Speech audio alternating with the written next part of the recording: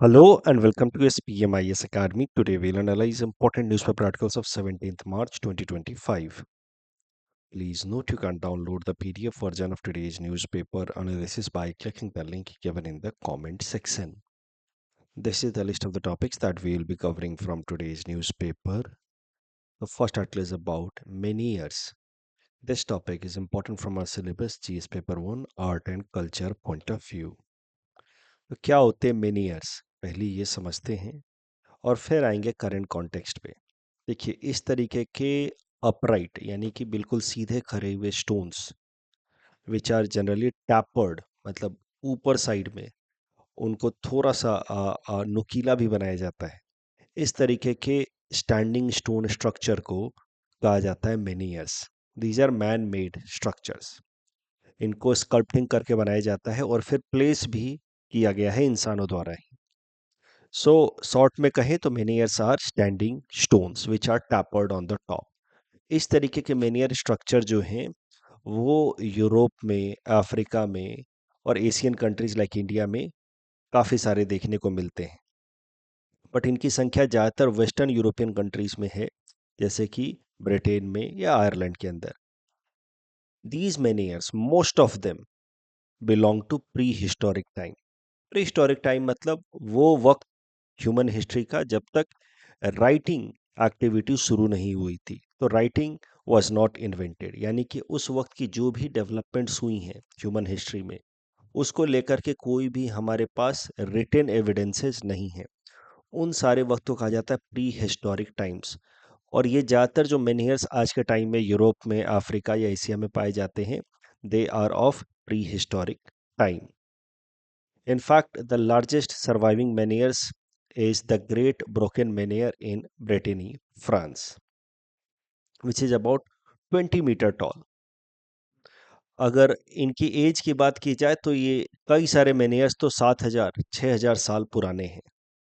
अब इन मेनियर्स को एग्जैक्टली किस पर्पस से बनाया गया उसको लेकर के अभी भी एक यूनानिमिटी नहीं है आर्कियोलॉजिस्ट के बीच में। बट माना जाता है कि इसको कल्चरल पर्पसेस से, यानी कि marker of graves, as well as for scientific purposes यानी कि एस्ट्रोनॉमिकल स्टडीज के लिए बनाया जाता था या इरेक्ट किया जाता था। अब करंट कॉन्टेक्स्ट पे आते हैं तो हमारे देश के अंदर भी इस तरह कई सारे मेनियर्स स्ट्रक्चर्स हैं। इनफैक्ट मेघालय के अंदर तो जो वहाँ की ट्राइब्स हैं, गारो या खासी ट्राइब्स, वो आज भी इस तरीके के मेनियर स्ट्रक्चर जो हैं वो इरेक्ट करती हैं in memory of the departed ones, यानी कि जो लोग जा चुके हैं इस दुनिया से, जिनके डेथ हो चुकी है, उनकी मेमोरी में आज भी इस तरह के मेनियर्स मेघालय के अंदर कुछ ट्राइब्स डेवलप करते हैं। अब करंट न्यूज़ ये है कि तेलंगाना के अंदर, द स्टेट ऑफ तेलंगाना के अंदर नारायण पेट डिस्ट्रिक्ट में कुछ इस तरह के मेनियर्स हैं जिनको कहा जाता है Mudumal megalith menhirs. These movable megalithic menhirs have been added into UNESCO's tentative list of cultural sites by World Heritage Center of UNESCO. तो सरल भाषा में now these menhirs are expected to be recognised. ये तेलंगाना के नारायण पीठ डिस्ट्रिक्ट के जो मेनियर्स हैं इनको कुछ दिनों में अब रिकॉग्निशन दे दिया जाएगा यूनेस्को के अंतर्गत कल्चरल साइट का। So they will be recognised as cultural site as per UNESCO's recognition, which is given by UNESCO's World Heritage Center. तो इस तरीके से ये जो मुदुबुल मेगालिथ मेनियर्स हैं तेलंगाना के, दे will B second UNESCO world heritage site from the state of Telangana. ये जो तेलंगाना के मुदुबुल मेगालिथ मेनियर्स हैं ये लगभग 3,500 से लेकर के 4,000 साल पुराने हैं and they are the oldest known menhirs of India.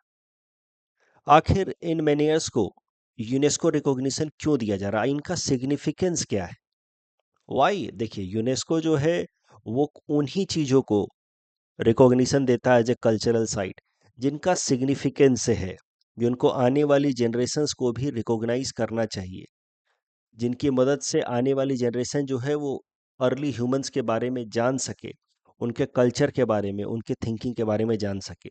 तो देखते हैं एक बार कि मेनहियर्स को क्यों यूनेस्को रिकॉग्निशन दे रहा है, इनकी सिग्निफिकेंस क्या है। इनका सबसे पहला सिग्निफिकेंस है कि they give us insight into the ingenuity of early humans. Ingenuity मतलब जो उस वक्त के 3500 से 4000 साल पहले के जो लोग थे, उनके सोचने का तौर तरीका, उनकी साइंटिफिक थिंकिंग कितनी डेवलप थी, उसके बारे में हमें अंडरस्टैंडिंग देता है ये मेनहियर्स। फॉर एग्जाम्पल, ये मेनियर्स इतने भारी भरकम है, उनको उस तरीके से स्कल्पटिंग करके और एक पर्टिकुलर तरीके से उनको प्लेस करने के लिए उस वक्त के इंसानों को फिजिक्स की अंडरस्टैंडिंग अच्छी रही होगी, ये हम इनकी प्लेसमेंट को देख करके, पोजीशनिंग को देख करके ही समझ सकते हैं। इतने भारी भरकम मेनियर्स को मूव करने के लिए उन्होंने जरूर व्हील्स बनाए होंगे, उसके अलावा कुछ ना कुछ ऐसे इंस्ट्रूमेंट जरूर बनाए होंगे जिसकी मदद से इनको इरेक्ट किया गया था। That means these menhirs give us an insight about the thinking ability of the early humans. They must have understanding of physics. साथ ही साथ जिस तरीके से इन मेनियर्स को इरेक्ट किया गया है, साफ साफ देख करके लगता है कि कहीं ना कहीं एस्ट्रोनॉमिकल स्टडी के लिए, सन वगैरह, सन मून, इनको समझने के लिए इन मेनियर्स को इरेक्ट किया गया था। तो again these menhirs give us an insight of the ingenuity यानी कि understanding of the early humans with respect to astronomy and solstices. साथ ही साथ they also give us understanding of the culture of early humans. देखिए, उस time का कोई written record तो है नहीं, आई टोल्ड यू कि these menhirs belong to prehistoric time, but कुछ कुछ मेनियर जो हैं वो बैरियल साइट्स पे भी मिले हैं। तो कहीं ना कहीं आप मान सकते हैं कि उस टाइम के भी जो ह्यूमंस हैं वो डेथ या आफ्टर डेथ, नेक्स्ट लाइफ, इन सब चीज़ों के बारे में मानते थे, ऐसा अंदाजा लगाया जा सकता है। तो पॉइंट इज कि these मेनियर्स must be conserve so that in future with their closer study we may get better insight about the cultural and scientific understanding of the humans of prehistoric time। इसीलिए इन मेनियर्स को UNESCO recognition दे रहा है और उनको अब cultural site की तरह identify करके प्रिजर्व किया जाएगा। यूनेस्को की अगर बात की जाए तो ये एक स्पेशलाइज एजेंसी है यूनाइटेड नेशन का। तो स्पेशलाइज एजेंसीज वो होते हैं जो यूनाइटेड नेशंस का सीधा सीधा हिस्सा नहीं होते हैं, बट वो यूनाइटेड नेशंस के साथ अग्रीमेंट करके किसी एक पर्टिकुलर एरिया में काम करते हैं। तो यूनेस्को जो एक स्पेशलाइज एजेंसी है यूनाइटेड नेशंस का, उसका हेडक्वार्टर है पेरिस में। इट वाज फाउंडेड इन 1945 और इसका मेन काम ही है कि दुनिया भर में पीस और सिक्योरिटी को प्रमोट करे। नाम ही पूरा पढ़िए, United Nations Educational, Scientific and Cultural Organisation. तो दुनिया भर में एजुकेशनल, साइंटिफिक और कल्चरल एरियाज में कोऑर्डिनेशन एंड कोऑपरेशन को प्रमोट करने के लिए बनाया गया है यूनेस्को को। अब कल्चरल ऑर्गेनाइजेशन भी तो है apart from educational and scientific, and that is the reason why fulfilling its cultural organisational obligation या मैंडेट, यूनेस्को जो है वो फिर ये कल्चरल साइट्स को आइडेंटिफाई करता है और उनको प्रिजर्व करने के लिए फिर प्रोएक्टिवली रोल प्ले करता है। तो इसी के अंतर्गत यूनेस्को में कन्वेंशंस हैं, इन लॉ बनाए गए हैं यूनेस्को के अंतर्गत। UNESCO 1972 world heritage convention and UNESCO 2003 convention. 1972 वाला जो कन्वेंशन है उसकी मदद से कल्चरल, जैसे कि ये मेनेर हो गया या फिर ताजमहल हो गया, तो कल्चरल साइट्स को प्रोटेक्ट किया जाता है, आज वेल आज नेचुरल साइट्स को प्रोटेक्ट किया जाता है आज पर यूनेस्को 1972 कन्वेंशन। 2003 वाले कन्वेंशन की मदद से इनटैंजिबल कल्चरल हेरिटेज जैसे कि परफॉर्मिंग आर्ट्स, सोशल प्रैक्टिसेस, इन सब को प्रोटेक्ट किया जाता है। तो हेरिटेज, एक बार यहाँ इमेज की मदद से समझेंगे तो इन दोनों कन्वेंशन के बारे में हम बेहतर और समझ पाएंगे, इनको रिटेन कर पाएंगे। हेरिटेज मतलब क्या होता है? वो तमाम चीज़ें जो हमें पास्ट जनरेशन से इनहेरिट करने को मिला है, जो पिछले जनरेशन ने हमें, आप कह सकते हैं, गिफ्ट के तौर पे दिया है, इनहेरिटेड फ्रॉम पास्ट जनरेशन। अब हेरिटेजेस जो हैं वो टेंजिबल फॉर्म में भी हो सकते हैं। टेंजिबल मतलब something which we can see, we can touch, which can be perceived. Tangible heritages जो है वो कल्चरल भी हो सकते हैं, नेचुरल भी हो सकते हैं। जैसे काजीरंगा नेशनल पार्क और नेचुरल टेंजिबल हेरिटेज हुआ, और ताजमहल वो कल्चरल टेंजिबल हेरिटेज हुआ। अब टेंजिबल हेरिटेजेस को प्रोटेक्ट करने के लिए 1972 वाला कन्वेंशन है यूनेस्को के अंतर्गत, बट इनटेंजिबल हेरिटेजेस भी होते हैं, जैसे कोई परफॉर्मिंग आर्ट्स, इनको प्रोटेक्ट करने के लिए 2003 वाला कन्वेंशन है। भारत में एक ऐसा भी यूनेस्को रिकॉग्नाइज साइट है जिसको कहा गया है मिक्स्ड हेरिटेज। मिक्स्ड मतलब उसका नेचुरल एंड कल्चरल सिग्निफिकेंस दोनों है, और वो है कौंचनजंगा नेशनल पार्क।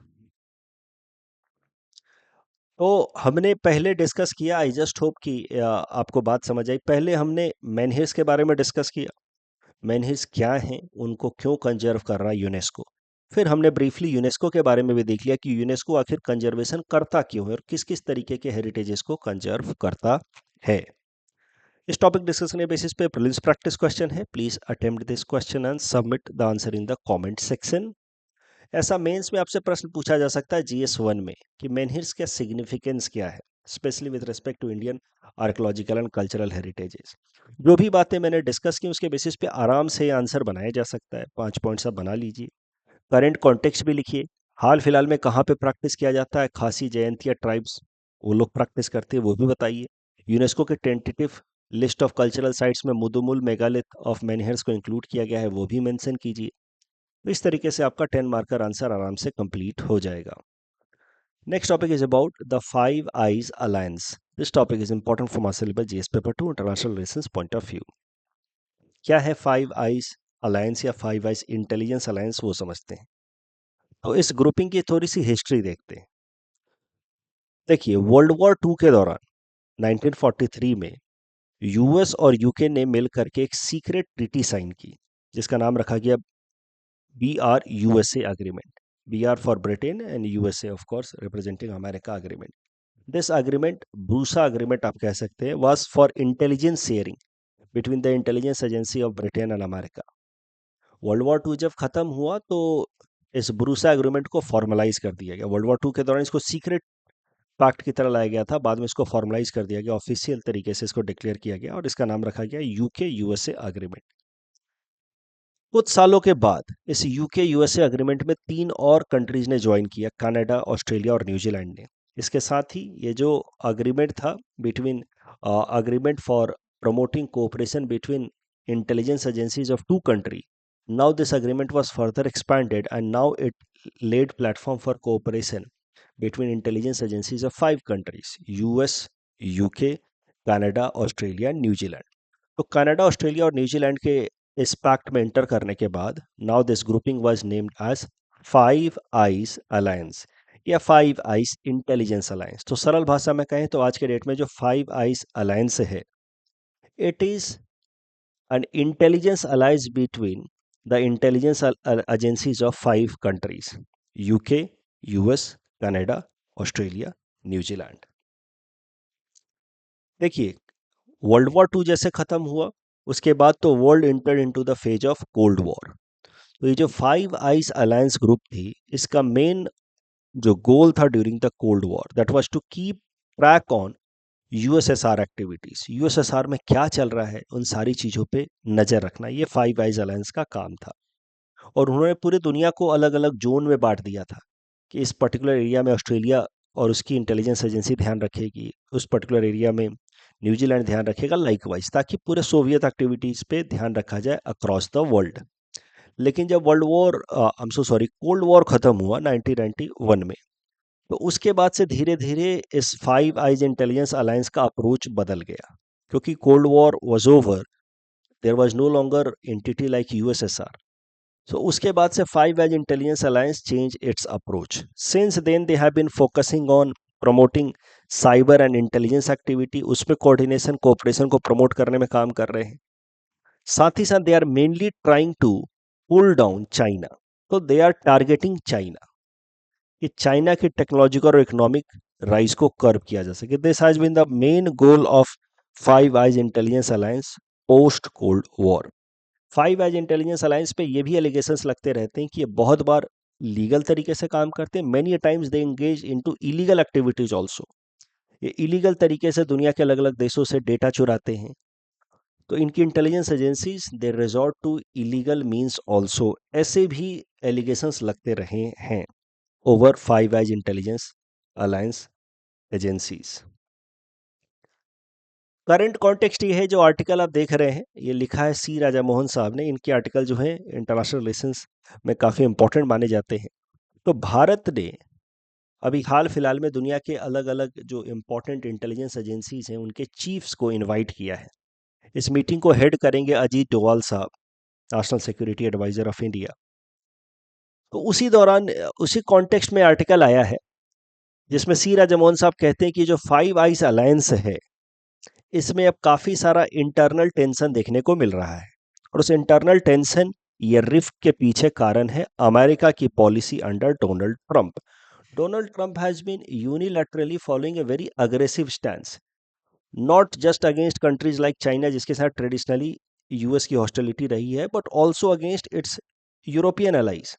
इवन ब्रिटेन और फ्रांस जो ट्रेडिशनली अलाइज रहे हैं, नाटो ग्रुप के मेंबर्स रहे हैं अमेरिका के साथ, उनके साथ भी अमेरिका जो है वो हॉस्टिलिटी रिफ्लेक्ट कर रहा है. कनाडा के ऊपर कई सारे उसने इकोनॉमिक सैंक्शंस लगा दिए हाल फिलहाल में. चाइना के अगेंस्ट तो लगा ही रहा है, but unexpectedly, America under Donald Trump regime is showing convergence towards Russia, putting limitations trade barrier with Canada जो उसका ट्रेडिशनल अलाई रहा है. सो इन सब कारणों से आप कह सकते हैं कि ये जो आर्टिकल है उसमें सीराज मोहन साहब भी कह रहे हैं कि जो फाइव आइज अलायंस था, it is now showing rift, differences, divergence.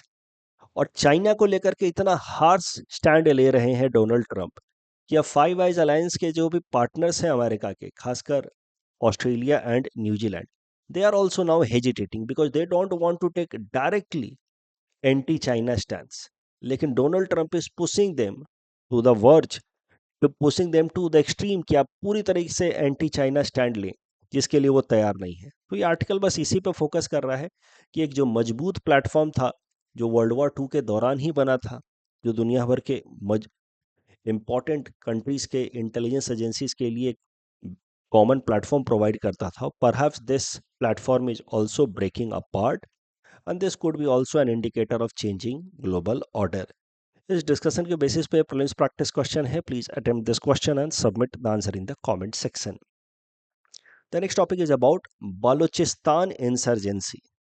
This insurgent group Baloch liberation army, इसके बारे में देखेंगे. This topic is important for my syllabus GS paper 2 international relations point of view. सबसे पहले पाकिस्तान के एडमिनिस्ट्रेटिव यूनिट्स के बारे में समझते हैं. जैसे हमारे देश के अंदर स्टेट्स हैं, यूनियन टेरिटरीज हैं, वैसे ही पाकिस्तान में किस तरीके से स्टेट्स हैं, यूनियन टेरिटरीज हैं, कैसे उसका एडमिनिस्ट्रेटिव यूनिट या स्ट्रक्चरिंग है, वो जरा समझते हैं. तो पाकिस्तान के अंदर टोटल 4 प्रोविंसेस हैं या 4 स्टेट्स कह लीजिए आप, having their own government and chief ministers. एक है Punjab, which is largest province by population. Population wise ये सबसे बड़ा प्रोविंस है, इसकी कैपिटल है लाहौर. दूसरा है सिंध.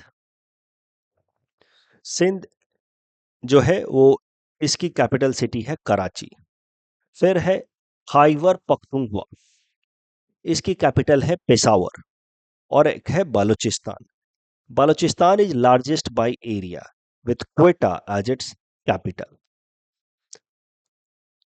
अब ये हो गए 4 स्टेट्स या 4 provinces having their own chief ministers and government, अपनी अपनी इनकी कैपिटल भी है.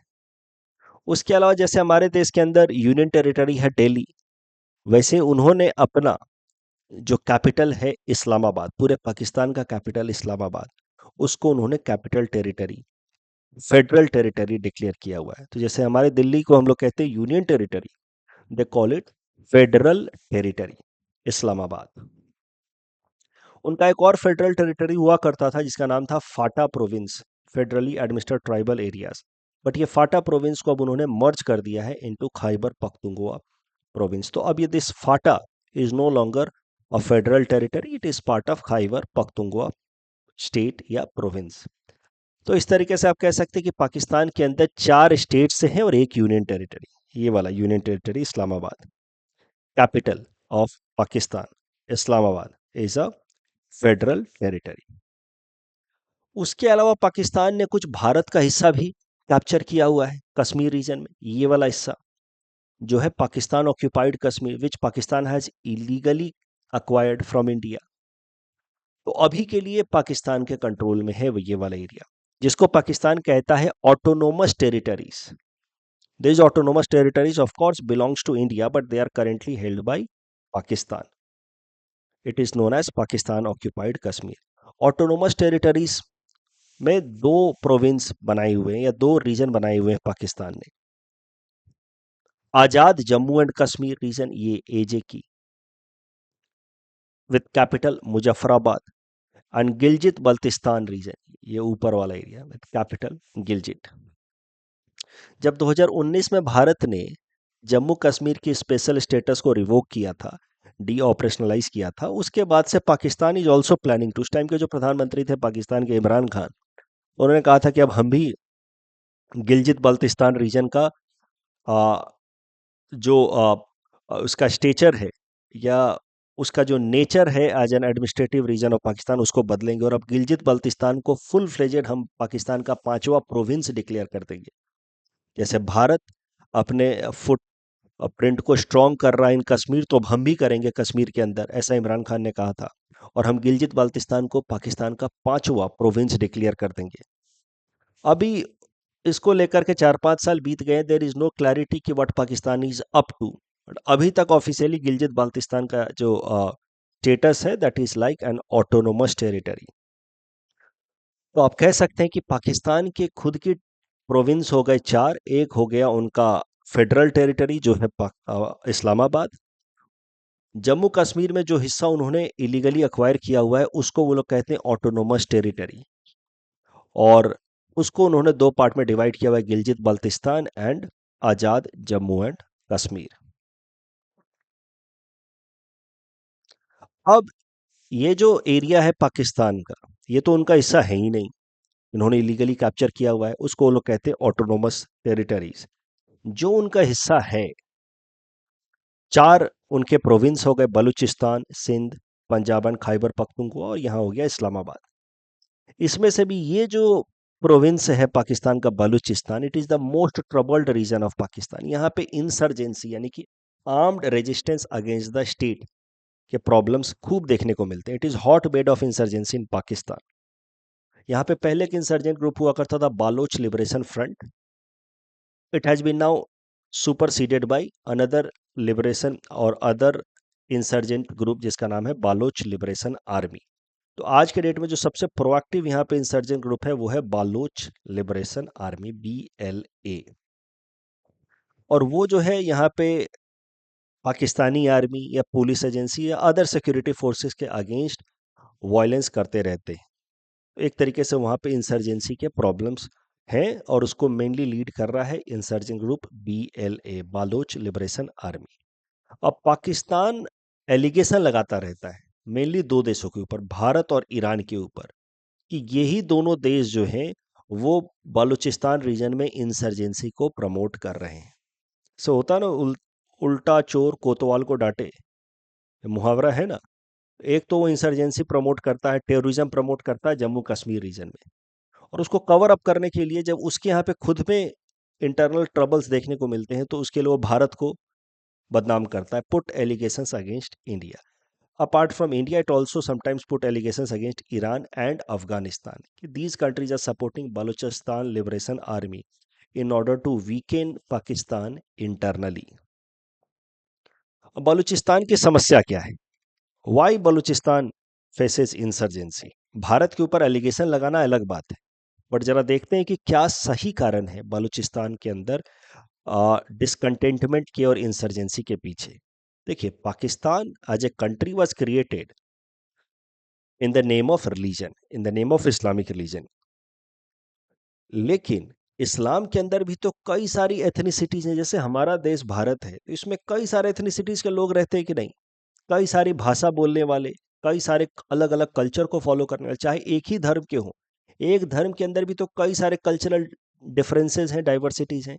The same story is with Pakistan. अब भारत कभी भी रिलीजियस लाइन पे नहीं बना था, लेकिन Pakistan has been created on religious line. तो एक बार तो रिलीजन के नाम पे कुछ एरियाज को मिलाकर के एक देश बना दिया गया पाकिस्तान, बट एथनिक डिफरेंसेस जो हैं वो तो रहेंगे ही, कल्चरल डिफरेंसेस तो रहेंगे ही। तो इन द नेम ऑफ रिलीजन वो कल्चरल डिफरेंसेस को सप्रेस करने की कोशिश की गई, और जो डोमिनेंट लोग थे उन लोगों ने पूरे पाकिस्तान के अलग अलग एरियाज में, चाहे वो पॉलिटिकल सिस्टम हो, इकोनॉमिक सिस्टम हो या इवन आर्मी, वहां पे कंट्रोल जमाना शुरू कर दिए। तो पाकिस्तान के अंदर जो दो डोमिनेंट एथनिसिटी के लोग हैं वो है पंजाबी एंड सिंधी।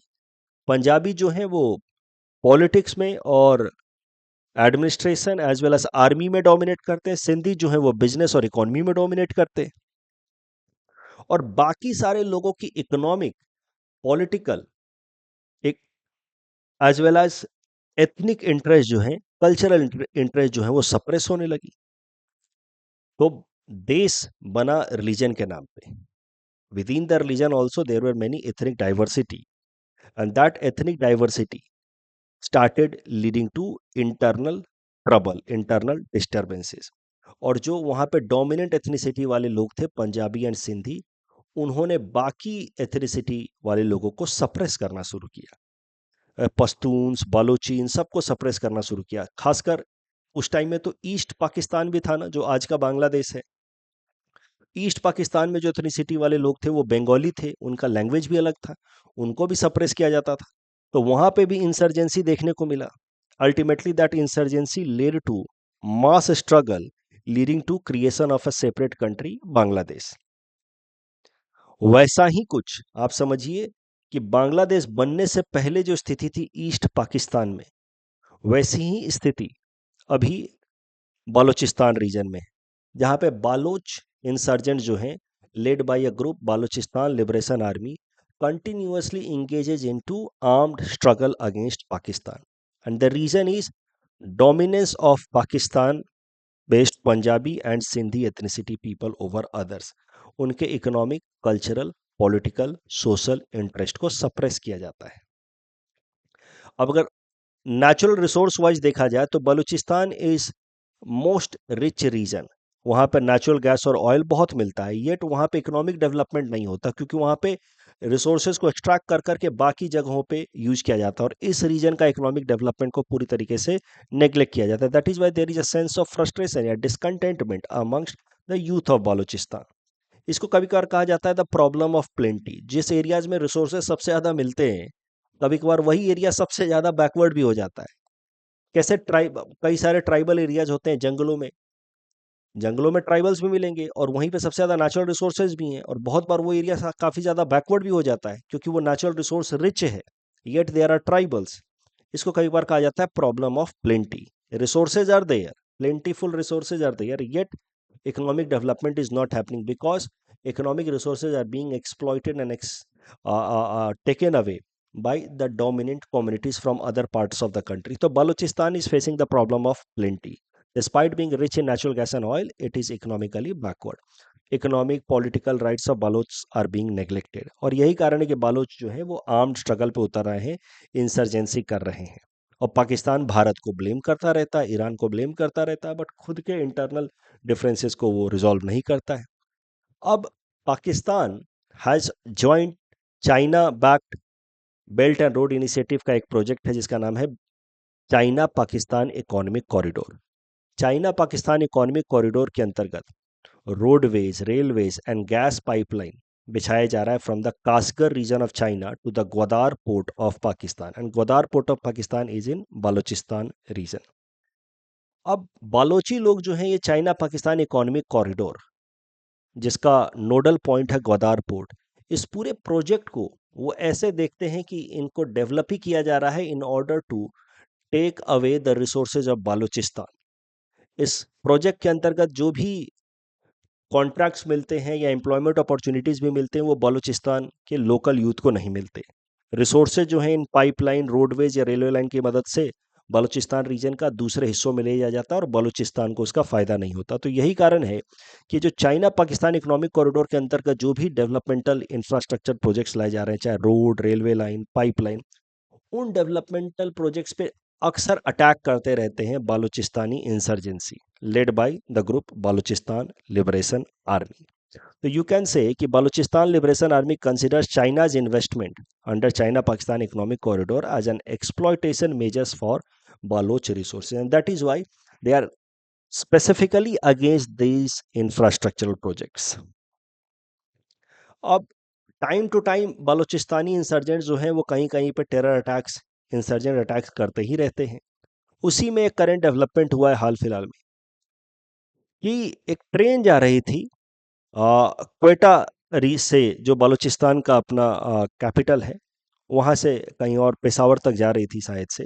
ट्रेन का नाम था Quetta to Peshawar, yes, Jaffar Express, जिसमें लगभग 450 पैसेंजर्स थे।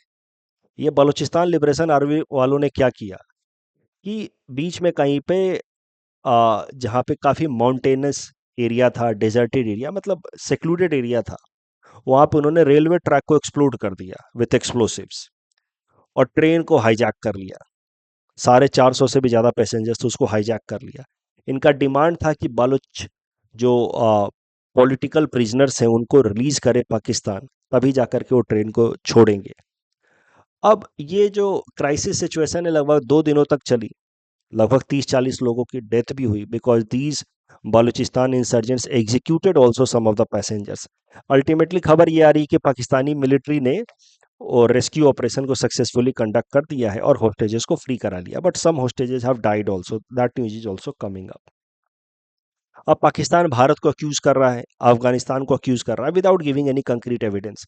हमने जब 26/11 में पाकिस्तान को अक्यूज किया था, जब मुंबई में अटैक हुआ था 2008 में, तो हमने पाकिस्तान को अक्यूज किया था, तो साथ ही साथ हमने प्रूफ भी दिए थे, कंक्रीट एविडेंसेस भी दिए थे कि देखिए ये लोग पाकिस्तान से आए थे। अब पाकिस्तान क्या करता है, उसके यहाँ जब भी कुछ होती है, and they are themselves the progenitors of all terror and insurgent groups. अब उनके यहाँ जब इस तरह के टेरर अटैक होते हैं तो वो हमारे ऊपर एलिगेशन लगाते हैं कि देखो भारत से हुआ, भारत से हुआ, but they do not provide any concrete evidence, and how can they, because of course it has not been supported by India.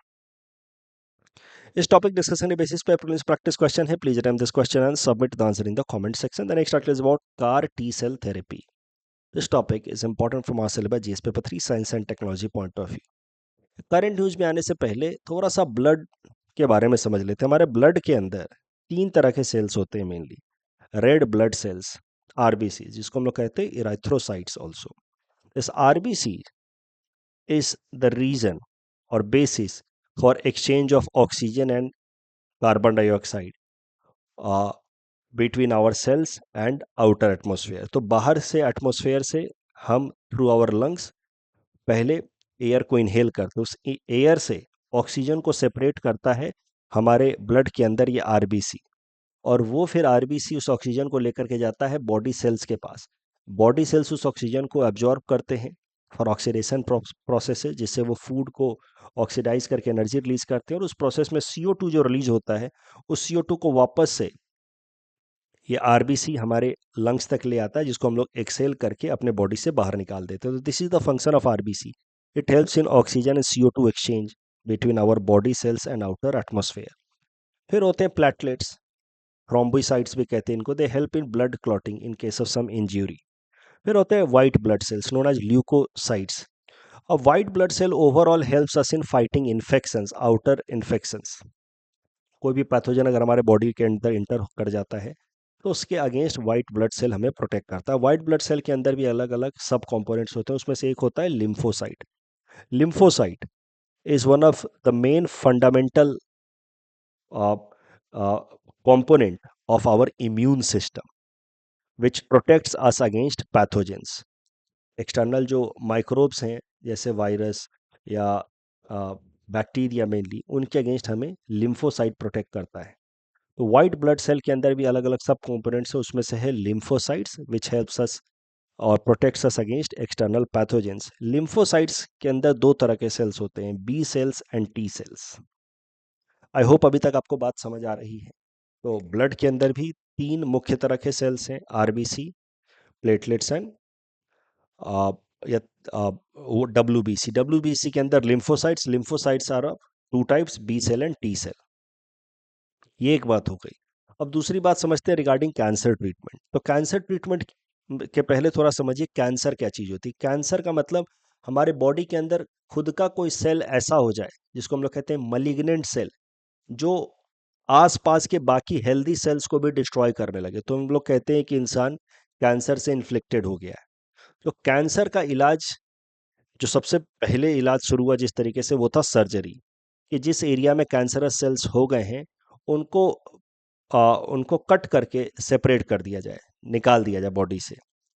But इसमें एक हमेशा से ही डर रहता है कि वो जो कैंसरस सेल हैं वो दोबारा रीजेनरेट हो सकते हैं बॉडी के अंदर, इसलिए surgery is not considered to be very effective against cancer.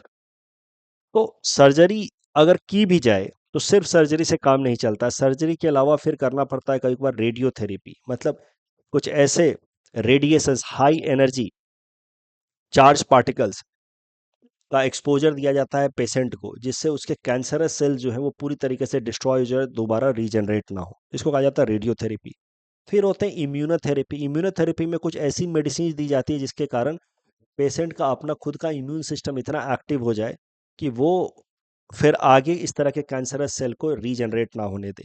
या फिर होगा कीमोथेरेपी, इसमें कुछ दवाइयाँ देती रहे जाए, 10-10 साल तक दवाइयाँ दी जाती हैं जिससे वो दोबारा से कैंसर रीजनरेट ना हो।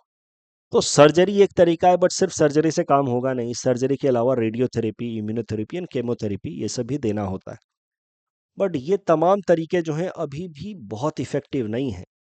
तो कैंसर के अगेंस्ट ट्रीटमेंट में एक नया तरीका डेवलप किया गया हाल फिलहाल में, जिसको कहा जाता है CAR T cell therapy. It is considered to be a revolutionary step in the direction of treatment of cancer.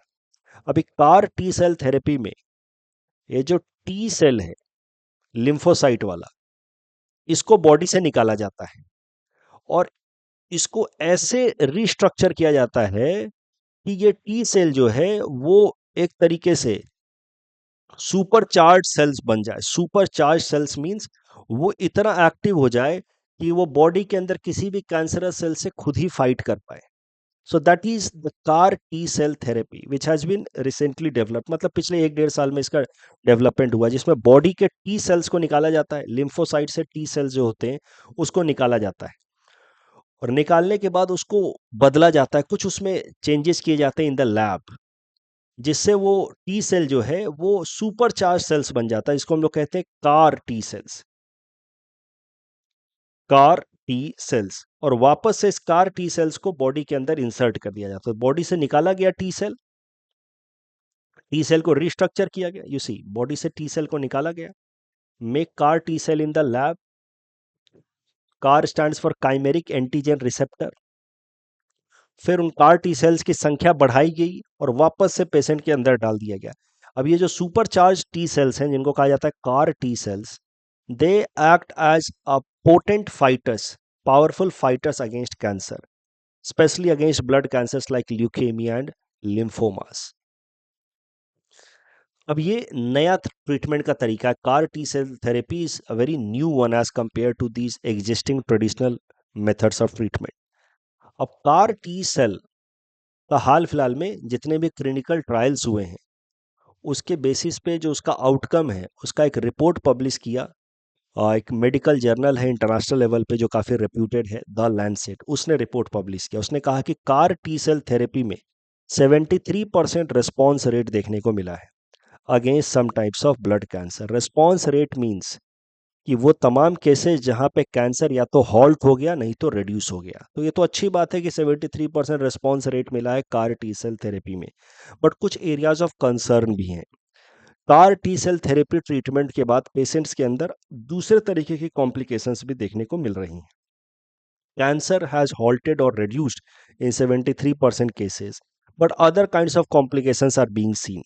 For example, जो बॉडी का इम्यून सेल से है वो इतना एक्टिव हो जाता है कि फिर बॉडी के अंदर इन्फ्लेमेशन, हाइपर इन्फ्लेमेशन क्रिएट कर देता है, लीडिंग टू ऑर्गन फेलियर। देखिए, ये जो बॉडी के अंदर इन्फ्लेमेशन देखने को मिलते हैं आपको, कई बार कभी इन्फेक्शन होता है तो स्वेलिंग हो जाती है जो बॉडी के अंदर, ये नेचुरल फिनोमेना है हमारे बॉडी का अपने आप को प्रोटेक्ट करने के लिए अगेंस्ट सम पैथोजेंस। तो जब भी कोई फॉरेन अटैक होगा, कोई भी पैथोजन हमारे बॉडी के अंदर इंटर करेगा, तो हमारे बॉडी का इम्यून सिस्टम एक्टिव हो जाता है और वो फिर इन्फ्लेमेशन क्रिएट करता है ताकि अपने बॉडी को प्रोटेक्ट करे अगेंस्ट दीज पैथोजेंस। तो शॉर्ट टर्म के लिए जो इन्फ्लेमेशन है ये बॉडी के लिए अच्छा होता है। 1-2 दिन 4 दिन अगर इन्फ्लेमेशन आया किसी कारण से तो अच्छी बात है, यानी कि हमारा इम्यून सिस्टम प्रॉपरली काम कर रहा है और टाइम पे इन्फ्लेमेशन क्रिएट कर देता है अपने बॉडी को प्रोटेक्ट करने के लिए। लेकिन कभी कभार होता क्या है कि हमारा इम्यून सिस्टम इतना एक्टिव हो जाता है कि वो छोटे छोटे इन्फेक्शंस में भी वो बार बार इन्फ्लेमेशन क्रिएट करता रहता है। इसको कहा जाता है क्रोनिक इन्फ्लेमेशन। और क्रोनिक इन्फ्लेमेशन की जहाँ स्थिति बनी रहती है उस केस में it may lead to organ failure. तो chronic inflammation might lead to organ failure also. और ये चीज देखने को मिल रही है amongst the patients who are being subjected to CAR T cell therapy. इसी को कहा जाता है कई बार ऑटो इम्यून डिसऑर्डर्स। जब हमारी बॉडी की इम्यून सिस्टम खुद ही हमारे बॉडी के ऑर्गन्स पे अटैक करने लगे तो उसको कहा जाता है ऑटो इम्यून डिसऑर्डर। ये कार टी सेल थेरेपी के पेशेंट्स में 73% response rate है, that is a positive thing, but the negative thing is that other kinds of complications, especially hyperinflammation and organ failure के cases are being seen. इस topic discussion के basis पे police practice question है, please attempt this question and submit the answer in the comment section. ये जो प्रश्न था, constitution of India safeguards one right to marry, का आंसर वुड बी आर्टिकल 21। यहाँ पे मैंने आंसर यहाँ पे दिया नहीं है, in the PDF I will be giving the answer. मैं यहाँ पे बता देता हूँ, इसका आंसर होगा option B. Starlink is satellite internet constellation developed by SpaceX for broadband coverage. That is right. Starlink aims to improve internet access in remote area village at significantly lower tariff rates. Second statement is wrong क्योंकि tariff rates would be higher, 14 times higher. और फिर SpaceX mission, ये जियो synchronous तो था नहीं, GSLV तो था नहीं, इट वाज PSLV ओनली। बाकी दोनों तो सही हैं, तो it was PSLV C60 right, तो थर्ड स्टेटमेंट इज रॉन्ग। और यहाँ पे again third statement is wrong क्योंकि it is not specifically implemented by ministry of Jal Shakti. बाकी दोनों स्टेटमेंट सही हैं। तो that's all from our side for today, thanks for watching.